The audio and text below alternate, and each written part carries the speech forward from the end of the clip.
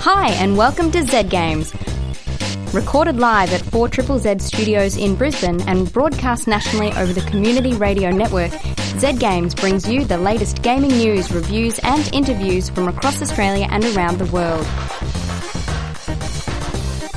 You are listening to Z Games, produced live at 4ZZZ Studios. You might be listening to us on the Community Radio Network on 102.1 FM in Brisbane or on Z Digital, depending on where you are. You could be anywhere. Or online, I guess we're online as well. My name is Jack, and I'm introducing the show as Scatterbrained as always, Ray. But it gives me great pleasure to introduce our in-studio guests, Lincoln Savage and Finn Wegner of the Australian Virtual Reality Film Festival, which is running at the Brisbane Powerhouse from the 21st to the 26th of August. Guys, welcome to the show. How you doing, guys? Thank you for having us. Lincoln is the director and founder of the festival, and Finn is assistant director? / ambience manager. Ambience manager. What does that mean? What does that mean? Oh, it's a bit of a joke that we have on the team. Last year, I found that we had lines forming for the VR stations, and I found that if we played some very smooth ambient, Brian Eno, some of the ambient works, it made the atmosphere a lot more relaxed. So I'm making sure to repeat that work this year. Ambience manager, I love it. Fantastic. Could you run me through when the festival started and how you got the idea to make it? Yes, this is the second year this year. We started last year for the first time. The idea came about because I was working in a VR space for a little while. I produced 24 music videos in VR for Brisbane City Council. They were all local bands, Brisbane bands. And then doing that work kind of piqued my interest in what was possible. So I started researching works around the world, and because the tech is still quite new, people are really experimenting with it. And so we just, got a program together with the curatorial panel, Powerhouse and Screen Queensland gave us some support, and we went ahead with it, sold it out, and so we're back again this year. How is the festival run? I'm curious as to what happens when you arrive. Like, in a traditional film festival, you have a cinema with a bunch of seats and everyone sits down and enjoys the film together. But virtual reality is a much more kind of isolated, personal experience. Do you have a whole bunch of headsets and everyone watches at the same time, or how do you manage that? It's actually quite dystopian, and we play on that, and that's part of the ambient side of things. Is in a typical film festival or a film setting, you sit down in a shared space and you watch the screen together. In the situation with VR, you have to put on a helmet of forms and you isolate yourself from the rest of the world. What that does is amplify the experience, so it becomes very immersive, which means the filmmakers can have more power over storytelling. And we kind of set a theatre up in a way that is very sci-fi, dystopian sci-fi. So we dim the lights right down, we pump it full of haze, and we put down lights on each of the stations. And so you get a ticket for the event, and you can move through the space watching a film on each different booth. And so the ticket entitles you to see all of them, and you just work through each of those booths to see the films. I see. Would underground be like an appropriate word to sort of... The picture that you're painting there seems very... very abstract, I think, is the best way to do it. Definitely. Is that kind of how you describe it? Yeah. I mean, it's like we're working in people are telling stories using cutting-edge technology that's never been done before. And so we're kind of creating a bit of a fourth wall. So when they enter the space, already they're a bit off-put. They're like, this is weird. And you walk through, and it's kind of intimidating in a way. For people who have never used VR particularly, they'll walk through this dark space, and they'll just see these people cut off from the world. Like they're in some kind of coma of a form, experiencing a work. One interesting thing that we found last year was people were entering the room and were always at least a little bit confused at exactly what was happening. And perhaps as they were waiting for someone to wrap up for a film, they were a little bit kind of uncomfortable, going like, what's happening? And then the moment that someone sits down, watches a film, and takes their headset off, everything clicks. Because you once you stick it on, you're not in that room anymore. You're anywhere else. We've talked about a lot of VR games here on the program, and they usually fall into a few different sorts of experiences. You have the first-person experience that puts you in the head and eyes of the protagonist, or you have a sort of more removed third-person experience where you're a floating camera. Is there a varied set of films that you have with the film festival, or is it more largely the first person stuff? We like to try and use the festival to showcase varied different ways of using the technology. So we have some animated works which allow for room scale, so you can move around the characters and look from different directions, just like in a game. And then we have some works that are film, traditional film. And when you film in VR, the camera unit, which is like the ball of cameras all facing outwards, you can't create depth with that. So the position of the viewer is locked to where that camera position is in the real world. So there's sort of two differences: room scale and seated, basically, which is similar to gaming as well. But I don't want to give too much away in terms of how these different filmmakers have used the technology to create the experience. But there's some concepts I've never heard of or seen before until seeing these films. And that's where we're at now. Every year there's new works that are just coming up with completely different ways using the technology no one's ever thought of before. So that's what I think is quite exciting, is that this is new ground, and there's so much to be discovered on how you can tell a story or an experience. What kind of films do you feel are the most powerful utilizing the VR technology? Look, there's one last year we did called I forget now. It was an Oculus story work, and it'll come to me. And it was a story about someone's experience of death in the family, someone close to them, and they talk through that whole process. And the way the story was done, the animation was done, it was incredibly moving. And we had a number of people that were emotionally overwhelmed afterwards. When they take their heads off, they're crying. They've had quite an experience from it. And that's the nature of it. It's kind of like you're fully focused in that space, and you feel more than you do when you're in a cinema, sharing it with people. Yeah. And Lincoln, from your perspective, coming from doing, like you said, you've done a bunch of VR music videos. How does that sort of compare to people trying to create film or like more narrative focused projects in VR? Like, are there some sort of differences that make it a little bit challenging to try and communicate with these creators? Is there something or some things that you can line up on and kind of get the point across? Like, how has that been? There's a lot of great work at the moment on documenting this and studying on how you create a story, how you film it basically, and work with the talent. So in traditional filmmaking, you've got a storyboard where you just sketch out like a comic book on the scenes, what's going on.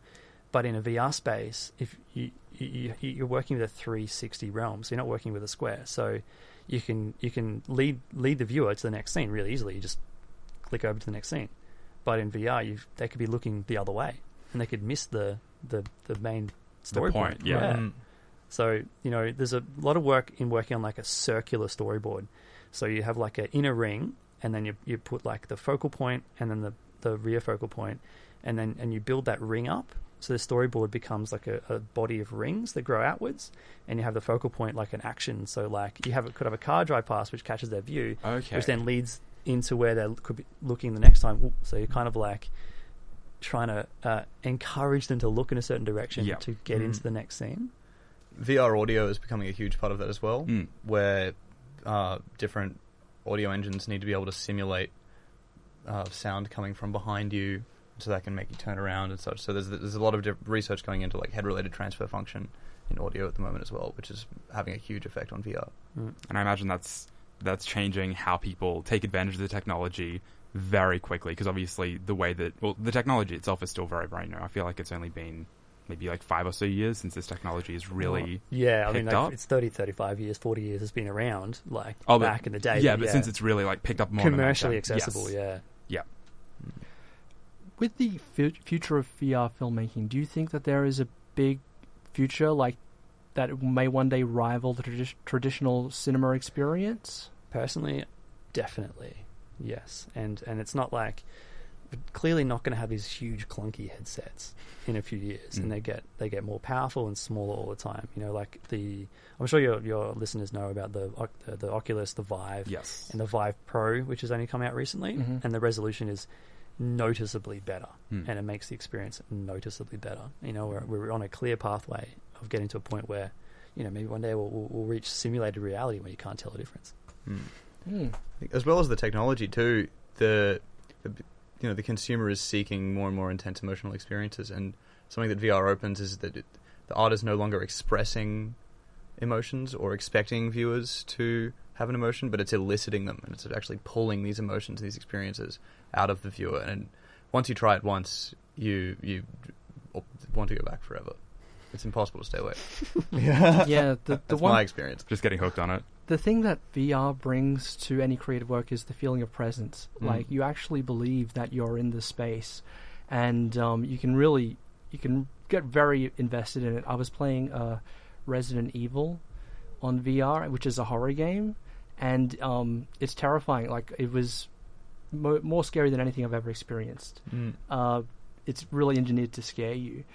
Do you think that horror films would benefit from being in VR, and do you think they could become maybe too intense? They're too intense. I think that's the thing, and it like they're trying to elicit that shock, right? But I think that's a short term kind of outcome, where I think the real art would be in subtle fear, like embedding fear deep inside you, not by like a zombie rushing at you, but like Lars von Trier level deep fear, a feeling of unease, and it's subtle. It's like something's just a bit off, and I think people are going to start to explore that soon. Can you run us through some of the highlights of this year's VR Film Festival? Yeah, sure. So the film program has nine films in it. You buy a ticket, you can see all of these 9 films, one after the other. We have a workshop as well. This is by Michelle Brown. She's a VR artist using a system called Tilt Brush. So that was developed by Google originally, and allows you to paint in a 3D space. And you can move around your artwork and modify it. It's quite immersive. The opening night is on Tuesday, and that includes a keynote presentation by Sutu. So Sutu is quite an internationally well-known VR artist from Western Australia. So he's actually worked on 2 of the films in the program.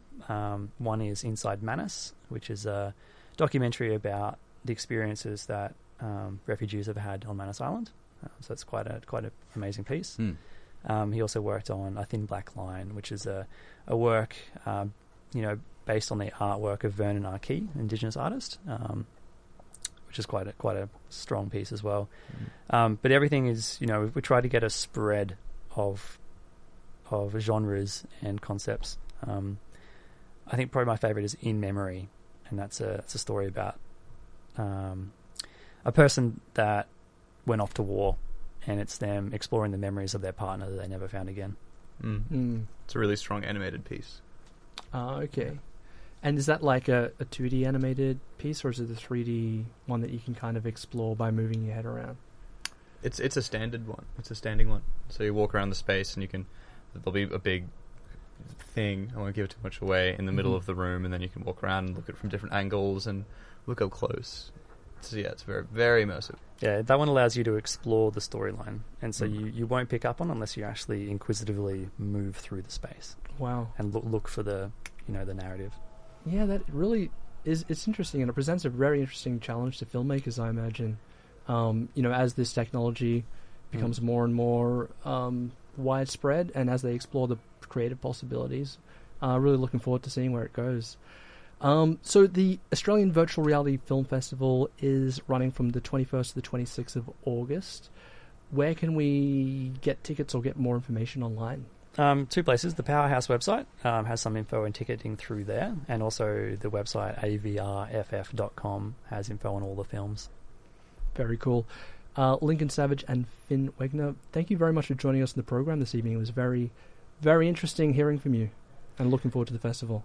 No worries. Thanks so much for having us. Yeah, thank you so much. You're listening to Z Games, and if you've just tuned in, you missed a pretty neat interview with the folks organising the Australian Virtual Reality Film Festival.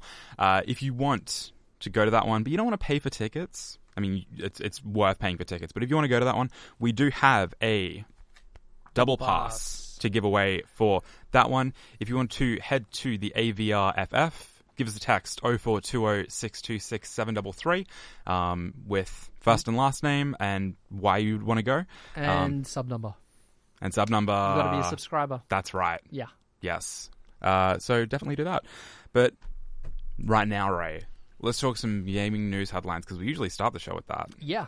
Gaming news headlines. First up, actor Ben Schwartz, best known as Jean-Ralphio on the TV show Parks and Recreation, has been cast as Sonic the Hedgehog in the new upcoming feature film adaptation. The film is scheduled for release in late 2019 and will feature a blend of live action and computer animation. Actors James Marsden, aka X-Men Cyclops, and Jim Carrey are also attached. I'm so concerned about this film already. Concerned? Like, I hear blend of live action and computer animation, and I'm just... I mean, there's no easy way to do, I feel like, a Sonic film outside of entirely animation. Yeah. I'm curious. Have you ever seen the film Who Framed Roger Rabbit? Yeah. It's a classic. Yes, but that was very tongue-in-cheek, I feel. Yeah. I mean, it was like Is Sonic the Hedgehog going to be tongue-in-cheek? No, I'm not. I mean, Who Framed Roger Rabbit is a masterpiece. Like, it's a cinema classic. Sonic the Hedgehog, I don't think will go down in history as one of cinema's greats. But, look, Ben Schwartz, Jean-Ralphio, I mean, he's hilarious. And Jim Carrey as Dr. Robotnik. I'm looking forward to it. And the thing with the blend of action and live action and CG, I think, means that they're going to be, taking it maybe a bit less seriously. It's going to be a bit silly. I think that's the best way to kind of run with it, right? Like, if you're going to do something like that, it's going to be goofy by default. So just kind of lean into it. If it tries to be like an edgy, like a Sonic Forces or like Sonic 06, timeless. I really don't think so, because with the people that they've got attached here, Jean-Ralphio and Jim Carrey, I'm pretty sure it's going to go for a bit of a lighthearted sort of atmosphere. Next up, popular voice chat application Discord will begin selling games. Publishers THQ and Deep Silver are the first to begin a partnership with the company. A storefront will sell games, and a games as service subscription will also be available. Okay, so by a games as service subscription, that would be like a like an Xbox Game Pass kind of deal? Yeah, like you pay $5 a month and you get access to a library of games for the duration of your subscription. Yeah, that's interesting. It seems like a lot more companies are like leaning into stores. It. Yeah, it's and a lot of sort of games peripherally related to games companies like Razer, who've opened their own game store. When did that happen? A few weeks / months ago. I don't know, earlier this year. Goodness. Which is good because Steam is the premier PC storefront, and it is convenient having all of those games there. But it's not healthy for the industry to have Steam take a 30% cut out of every single game purchase made on the internet, and they really do have a stranglehold or a monopoly over the industry right now. So, while it is less convenient to have a lot of stores, diversity commercially is definitely good for the industry. I think that there's always a lot of concern around Steam having that monopoly, but I think the biggest thing that Steam does is that it makes it convenient for consumers, and it does something to reassure developers that because it's convenient that people won't by default pirate, because I feel like before Steam, that's what a lot of PC users had. Now, the alternatives to Steam, like the Razer store you were talking about, they just provide Steam keys to go into Steam, so it's not really like an alternative service. True. It's if you look at stuff like Origin is obviously EA only, Uplay is obviously Ubisoft only, but then stuff like Good Old Games and Humble, a lot of that is DRM free stuff, which doesn't. It's convenient for consumers, particularly with the Humble subscription, but I don't think that it really puts developers at ease that people won't just copy the files and just give a USB to their mate. It's back to the old kind of it's easier to pirate than it is to go legitimate, because the DRM copy is right there. I don't know. It's I'm not by any means trying to defend Steam, because I have a lot of frustrations about it, but yeah. Okay, interesting take there, Jack. Look, it's a hot take. I'm interested to see how Discord does theirs. Moving over to the US now, the FBI has filed charges against a 25-year-old man for breaching EA servers and stealing over 400,000 Australian dollars worth of digital items and selling them on the black market. It's alleged that Martin Marish, an Italian and Serbian dual citizen, used an exploit to gain access to the back-end servers of FIFA 18, where he distributed copies of the game and digital currency for profit. If convicted, he faces 5 years in prison and a US $250,000 fine. Rough. That's a whole bunch of FIFA money right there. I don't play FIFA, so I don't know what the in-game currency is, but yeah. Yeah, I mean, I don't either. How does I'm still like a little bit about sports games in general because I just can't. It's crazy that that he did this. I mean, this is like 5 years in a US federal prison. And like, how do you $250,000? That's so much money. Like, how do you get from I want to play soccer with my video game to being in the slammer for 5 years? I mean, in fairness, he hacked EA's servers. Yeah. Like that, I feel like that is not only going against like an end user license agreement, but it's also like a legitimate privacy concern for a lot of what. Yeah, it's a mess. Oh goodness. A few other events coming up. Not too far off. PAX Australia is taking over Federation Square. If you are looking forward to PAX Oz, and you just happen to be in Melbourne, or maybe you're in Brisbane, or I don't know, maybe you're listening to this through the 4ZZZ website.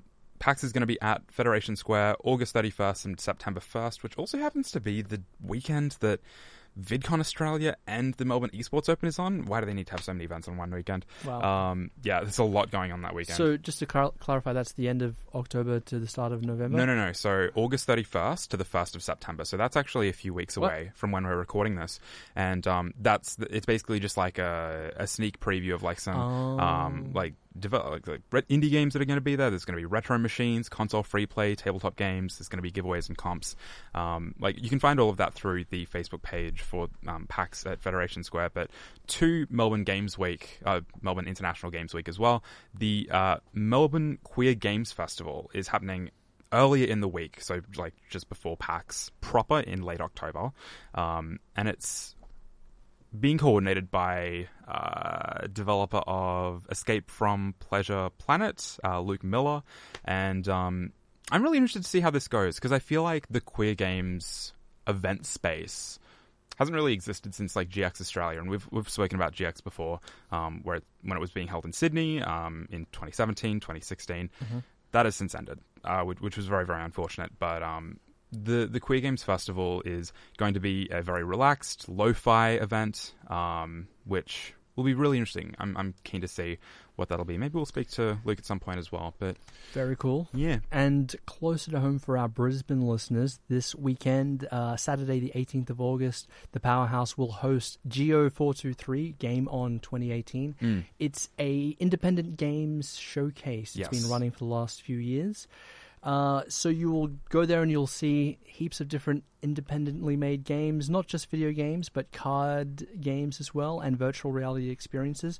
There will also be a workshop, a card game design workshop with Martin Wallace running from 2 to 4 p.m. There will be stuff happening on the stage. There will be panels in the afternoon and evening, including one with some of Brisbane's greatest game developers. Lee of Z Games fame will be hosting and paneling that one. But throughout the day, from 10 till 5, we'll also be doing Game Dev Hot Seats. Yes. So all of the developers of the games will be joining a couple of members of the Z Games crew on stage, and we'll be grilling them about their games. We'll be having and a their casual chat with casual them. chat / grilling / interrogation. You never know where it's going to go. It with is the a hot Z Games seat. crew. We are legitimate journalists, after all. But yeah, they'll be up there sharing their dreams and aspirations and telling us all about the games that are on display. So make sure you check that out. It's free this weekend at the Brisbane Powerhouse, Saturday the 18th of August. So go to New Farm Markets, look at all those dogs. Man, there's always so many dogs there. Get a coffee and then head on in and play some games, talk to some devs, have a good time. Very cool. Now, it's one of my favorite segments coming up now. Oh, no. And that is what you've been playing. What we've been playing, Yes. depending on who's asking the question. Yes. I love this segment because it means that we're totally out of content and we're just sort of picking up You're not meant to admit that. You're not meant to say we ran out of content. I'm all about transparency here on Z Games. We'll throw ourselves under the bus on your behalf. That's how you know how transparent we are. Journalistic integrity, journalistic legitimacy, and just being full on open about the process of making this show. True. Okay, so what I've been playing, Donkey Kong Country, originally released in 1992 Yeah. for the Super Nintendo Entertainment System. Yeah. Wow. I've been playing the SNES Mini Classic thingo, you know, that thing that's on sale for... Oh! Yeah. So, sorry, you've been playing the SNES Mini version, not, like, Donkey Kong Country Returns on Switch? Nah. Oh, you've been playing the original one? Yeah. Oh, man. Ooh. Dude. I haven't really played much of it. Yeah, I've played bits and pieces back in the day, but this is actually the first time I've actually really dived into the game. I'm playing with my housemate, and we've got a pact. We're going to beat this game, and it's not easy, man. So you are, you know, Donkey Kong, and you got Diddy Kong as well, and Yes. he's the little brother or something. He and hangs out. He's fun. King Cruel has done something bad, and you've got to basically go across the Banana Kingdom Yes. to beat him. I don't know. It's one It's got a story, I guess. it's Rare's probably their magnum opus, the video game developer Rare, who are also responsible for Like games Banjo-Kazooie. Banjo-Kazooie, Killer Instinct, and GoldenEye 64. Now that I think of it, maybe GoldenEye is Maybe the magnum. GoldenEye is. Yeah, I was going to say 64, yeah. But Donkey Kong Country isn't far behind. It's just a masterpiece of game design. Like, it's brutal. It's unforgiving. You miss time a jump and you're dead and you're back to the checkpoint. But boy, it's addictive, you know? I feel like going back to those games, if it was done as well as Donkey Kong was, it feels really, really good to go back to still. Like, going back to older games can feel pretty janky sometimes. Like, particularly like 3D games, you can be like, oh, inverted controls, this is a nightmare. But like, because that 2D style is like, they really perfected it, I feel like, with Super Nintendo before they moved on to N64. I feel like it still feels pretty good to play. Absolutely. Well, Donkey Kong Country is interesting because it's a 2D game, but it uses Like 3D assets. 3D sprites. Yes. So they were sort of computer generated in 3D, but then turned into 2D sprites, and it plays much the same as a 2D Mario game, which was kind of revolutionary at the time. I mean, you hadn't really seen much like it when it came out. Mortal Kombat, the original game, used a similar kind of technology there. Yeah. But yeah, it was really a game changer. It just looked much better than any other Super Nintendo game before it, including classics like Super Mario World, which, you know, speaking of comparing Donkey Kong to Mario, I think Donkey Kong Country sort of beats Super Mario Brothers 1, 2, and 3 as far as like the sheer quality of the game. Maybe not Super Mario World. Yeah, Super Mario World's hard to beat. I was going to say, yeah. Just coming at it from a modern perspective, you know, with a lot of I feel like it's a lot easier to revisit like Donkey Kong Country or Super Mario World compared to like the NES minis. Yeah. Like that's a lot harder to try and pull yourself all the way back to. Absolutely. There aren't many games from the early to mid-90s that still hold up today. Donkey Kong Country is absolutely one of them. So if you have the chance, definitely check it out. Donkey Kong has spawned a whole bunch of sequels, Yes. though. What's the most recent game, Jack? Donkey Kong Country Returns Tropical Freeze on Switch. I haven't played that one. Is it good? I played through it. I really enjoyed it. It was good. It was really the first Donkey Kong game that I sunk my teeth into because I did not exist when Donkey Kong Country released.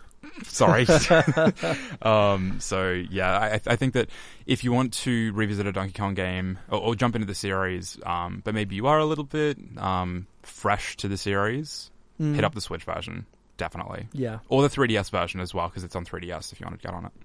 You know, this segment was what we've been playing, referring to you and I, Jack. But I Yes. think we're about out of time. Yeah, for you. so I don't get to talk about No. I've been playing 2 games. One of them is called Moonlighter. It's a pixel art, dungeon crawling, merchant simulating game. It's cute. It's on PC. I think I'm enjoying it. And the music's really, really nice. We heard from it earlier in the show. And Monster Prom is a dating sim visual novel where you get to hang out at school and date cuties. Monster Prom. Monster Prom. You got my interest. I wish we didn't have one more minute in the show left because I would get you to talk about that some more. Look, I think that it's a really, really fun game. I love just chasing cuties around and just being like, no, you have to just appreciate me. Give me attention. In the dating sim way, not the weird way. When you say cuties, what? They're like characters. Like the characters in the game. The monsters. Yes. Okay. I have a bit of... don't paint me into a corner like that. Okay, that's the end of the show. I give up. We will be back same time next week, believe it or not. And like Ray said earlier, if you're not up to much this weekend, head on down to the Powerhouse on Saturday morning, or all of Saturday actually. We'll be there talking to devs, playing games, having a good time. So you should definitely do that too. We'll see you real soon.